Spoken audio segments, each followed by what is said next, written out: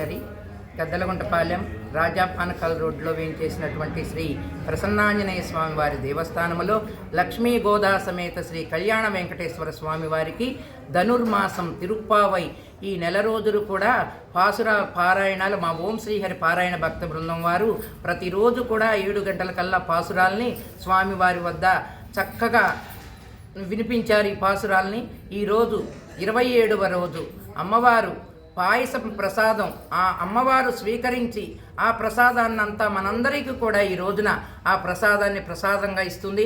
అది ఎంతో పవిత్రమైన ప్రసాదం. ఆ ప్రసాదాన్ని ఈరోజు 400 మంది భక్తులు పాయస గంగాళాలు తీసుకువెళ్ళడానికి దేవాలయం దగ్గరకు వస్తారు.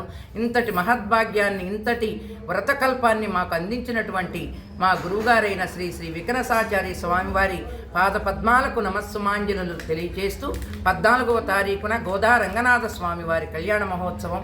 ఈ కార్యక్రమానికి కూడా అందరూ ఇచ్చేసి స్వామివారి కృపకు పాత్రులు కావాలని మనసారా కోరుకుంటూ ఆ గోదామాత మా ఓం శ్రీహరి పారాయణ గోష్ఠి బృందానికి ఆయురారోగ్య అష్టైశ్వర్యాలు ప్రసాదించాలని ఆ గోదామాతను మనస్ఫూర్తిగా ప్రార్థిస్తున్నాం. మా గోష్ఠి ఇంకా మంచిగా వృద్ధిలోకి రావాలని ఆ గోదాదేవిని మనస్ఫూర్తిగా కోరుకుంటూ ఓం శ్రీహరి. ఓం శ్రీహరి. ఓం శ్రీహరి. ఓం శ్రీహరి.